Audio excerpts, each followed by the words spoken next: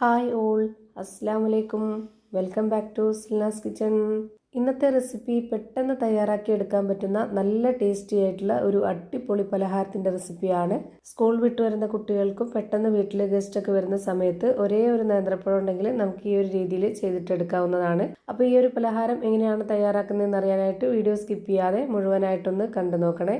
ഇതിനായി ഞാനിവിടെ ഒരു നേന്ത്രപ്പഴം എടുത്തിട്ടുണ്ട്. ഒരുപാട് അങ്ങ് നന്നായിട്ട് പഴുത്തു പോയ പഴമല്ല, ഒരു മീഡിയം പഴുപ്പുള്ള പഴമാണ്. ഇതുപോലെ തയ്യാറാക്കാനായിട്ട് ഒരുപാടങ്ങ് പഴുത്തുപോയ പഴം എടുക്കരുത്. ഇതുപോലെ മീഡിയം പഴുപ്പുള്ള പഴം വേണം എടുക്കാനായിട്ട്. ഞാനിപ്പോൾ ഈ ഒരു നേന്ത്രപ്പഴം ഇതുപോലെ കട്ട് ചെയ്തെടുത്തിട്ടുണ്ട്. എന്നിട്ട് ഒരു മിക്സിയുടെ ജാറിലേക്ക് മുഴുവനായിട്ടും ഇട്ട് കൊടുക്കാം. ഇനി ഇതിലേക്ക് 4 ടേബിൾ സ്പൂൺ അളവിൽ പഞ്ചസാരയും ഒരു നുള്ള് ഉപ്പും ഇട്ട് കൊടുക്കുന്നുണ്ട്. ഞാനിവിടെ മീഡിയം പരുവത്തിലുള്ള മധുരമാണ് ഇട്ട് കൊടുത്തിട്ടുള്ളത്. ഓരോരുത്തർക്കും എത്രയാണോ വേണ്ടത് അതിനനുസരിച്ച് പഞ്ചസാരയുടെ അളവ് കൂട്ടിയും കുറച്ചൊക്കെ ചെയ്തെടുക്കാവുന്നതാണ്. ഇനി ഇതിലേക്കൊരു 1/2 കപ്പ് അളവിൽ വെള്ളം ഒഴിച്ചു കൊടുക്കാം. വെള്ളത്തിന് പകരം പാലൊഴിച്ചു കൊടുക്കണമെന്നുള്ളവർക്ക് പാലൊഴിച്ചു കൊടുത്തിട്ടും അരച്ചെടുക്കാവുന്നതാണ്. ഇത് അരച്ചെടുത്തതിന് ശേഷം ഒരു ബൗളിലേക്ക് മാറ്റുന്നുണ്ട്. പഴം ശരിക്ക് അരയാതെ അവിടെ ഇവിടെയൊക്കെ ആയിട്ട് കട്ടകട്ടായിട്ട് കിടപ്പുണ്ട്. അതൊന്നും കുഴപ്പമില്ല. കടിക്കാനായിട്ട് കിട്ടുമ്പോൾ ഒരു പ്രത്യേക ടേസ്റ്റാണ്. ആ ഒരു പരുവത്തിലാണ് ഞാനിപ്പോൾ ഇത് അരച്ചെടുത്തിട്ടുള്ളത്. ഇനി ഇതിലേക്ക് മൈദ ഇട്ട് കൊടുക്കാം. ഞാനിവിടെ 250 ml കപ്പിൻ്റെ അളവിൽ 1 കപ്പ് മൈദ ഇട്ട് കൊടുത്തിട്ടുണ്ട്. മൈദക്ക് പകരം ഗോതമ്പ് പൊടി മതി എന്നുള്ളവർക്ക് അങ്ങനെയും ചെയ്തെടുക്കാവുന്നതാണ്. ഇനി ഈ പലഹാരത്തിന് കുറച്ചൊരു കളർ കിട്ടാനായിട്ട് ഞാൻ ഇതിലേക്ക് മഞ്ഞൾപ്പൊടിയാണ് ഇട്ട് കൊടുക്കുന്നത്. പിന്നെ ഇതിലേക്ക് ഒരു നുള്ള് ജീരകം ഇട്ട് കൊടുക്കാം. ചെറിയ ജീരകമാണ് ഇട്ട് കൊടുത്തിട്ടുള്ളത്.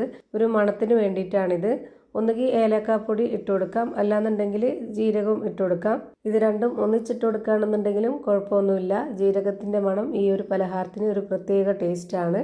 ഞാനിപ്പോൾ ഈ മാവ് നല്ല പോലെ ഇളക്കി കൊടുത്തിട്ടുണ്ട്. ഇനി നമുക്ക് ഇതിലേക്ക് വേറെ വെള്ളമോ പാലോ ഒന്നും തന്നെ ആവശ്യമില്ല. ഈ പലഹാരത്തിൻ്റെ കറക്റ്റ് പരുവം എന്ന് പറയുന്നത് നമ്മൾ സ്പൂൺ കൊണ്ട് കോരിയെടുക്കുമ്പോൾ ഈ പരുവത്തിൽ വേണം കിട്ടാനായിട്ട്. ഇനി ഞാനിത് എണ്ണയിൽ ഫ്രൈ ചെയ്തെടുക്കുകയാണ്. അതിനായിട്ട് സ്റ്റവിലേക്ക് ഒരു പാൻ വെച്ച് കൊടുത്ത് ഫ്ലെയിം ഓൺ ആക്കി കൊടുത്തിട്ടുണ്ട്. അതിലേക്ക് കുറച്ച് ഓയിൽ ഒഴിച്ചു കൊടുക്കാം. ഓയിലൊന്ന് നന്നായിട്ട് ചൂടായിട്ട് വരട്ടെ. ചൂടായി വരുന്ന സമയത്ത് നമുക്ക് ഇതിലേക്ക് ഓരോ സ്പൂണായിട്ട് ഇതുപോലെ ഒന്ന് കോരി ഒഴിച്ചു കൊടുക്കാം. ഒരു മീഡിയം ഫ്ലെയിമിലാണ് ഞാനിപ്പോൾ ഇതിൻ്റെ ഫ്ലെയിം വെച്ച് കൊടുത്തിട്ടുള്ളത്. എത്ര പ്രാവശ്യമാണോ നമ്മൾ ഇതുപോലെ ചെയ്തെടുക്കുന്നത് ആ ഒരു പ്രാവശ്യം മുഴുവനായിട്ടും ഈ ഒരു ഫ്ലെയിമിൽ തന്നെ വെച്ച് കൊടുക്കുക. എങ്കിലേ എല്ലാം ഒരുപോലെ കിട്ടുള്ളൂ. ഞാനിപ്പോൾ ഇവിടെ ഈ ഒരു പാനിലേക്ക് കൊള്ളുന്ന അത്രയും ഒഴിച്ചു കൊടുത്തിട്ടുണ്ട്. ഇനി ഇതെല്ലാം ഒന്ന് തിരിച്ചിട്ട് കൊടുക്കാം. ഒരുപാട് സമയമൊന്നും വേണ്ട, പെട്ടെന്ന് തന്നെ വെന്ത് കിട്ടും. ഇതുപോലെ ഒഴിച്ചു കൊടുത്തതിന് ശേഷം 1 മിനിറ്റ് നേരം വേവിച്ചെടുത്താൽ മതി. അപ്പോഴേക്ക് ഒരു ഭാഗം വെന്ത് കിട്ടും. ഇനി ഇതെല്ലാം ഒന്ന് തിരിച്ചിട്ട് കൊടുക്കുന്നുണ്ട്. തിരിച്ചിട്ട് കൊടുത്തതിന് ശേഷം ഒരുപാട് വേവിക്കണമെന്നില്ല, 1 മിനിറ്റ് നേരം തന്നെ വെന്താൽ മതിയാവും. ഈ വീഡിയോസ് കണ്ടുകൊണ്ടിരിക്കുമ്പോൾ തന്നെ സിൽനാസ് കിച്ചൺ ചാനൽ ആദ്യമായിട്ട് കാണുന്നവരാണെങ്കിൽ പ്ലീസ് ഒന്ന് സബ്സ്ക്രൈബ് ചെയ്തേക്കണേ. ഒപ്പം തന്നെ ഈ വീഡിയോസ് നിങ്ങൾക്ക് ഇഷ്ടപ്പെടുകയാണെങ്കിൽ ലൈക്ക് ചെയ്ത് ഷെയർ ചെയ്ത് സപ്പോർട്ട് ചെയ്യാനും മറക്കരുതേ. ഇപ്പോൾ ഇതെല്ലാം തിരിച്ചു മറിച്ചൊക്കെ ഇട്ട് കൊടുത്തിട്ട് കറക്റ്റ് പരുവത്തിന് വേവിച്ചെടുത്തിട്ടുണ്ട്. ഇനി നമുക്കിത് കോരി മാറ്റാം.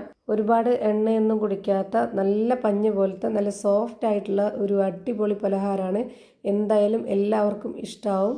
ഞാനിപ്പോൾ ഇതാ കയ്യിലെടുത്ത് ഇതുപോലെ കാണിച്ചു തരാം. കണ്ടില്ലേ, നല്ല സോഫ്റ്റ് ആയിട്ട് പഞ്ഞ് പോലെ ഇരിക്കുന്നൊരു പലഹാരമാണ്. അതുപോലെ തന്നെ കഴിക്കാനും നല്ല ടേസ്റ്റാണ്. അപ്പോൾ ഇതുപോലെ ഒന്ന് തയ്യാറാക്കി നോക്കുക. എന്തായാലും എല്ലാവർക്കും ഇഷ്ടമാവും. ഇതിൻ്റെ അകം എങ്ങനെയാണ് ഇരിക്കുന്നതെന്ന് അറിയാനായിട്ട് ഞാനൊന്ന് പൊട്ടിച്ച് കാണിച്ചു തരുന്നുണ്ട്. അപ്പോൾ ഇത്രയേ ഉള്ളൂ ഇന്നത്തെ വീഡിയോ ഇഷ്ടമായാൽ ലൈക്ക് ചെയ്യാനും കമൻറ്റ് ചെയ്യാനും ഷെയർ ചെയ്യാനും മറക്കരുത്. അതുപോലെ തന്നെ ഞാനിടുന്ന പുതിയ വീഡിയോസ് നോട്ടിഫിക്കേഷനായിട്ട് കിട്ടുന്നതിന് വേണ്ടി സബ്സ്ക്രൈബ് ചെയ്ത് ബെല്ലൈക്കൺ അമർത്തി അതിൽ ഓൾ എന്ന ഓപ്ഷൻ എനേബിൾ ചെയ്ത് കൊടുക്കാനും മറക്കരുത്. പുതിയൊരു വീഡിയോയുമായി വീണ്ടും വരും. Thank you for watching.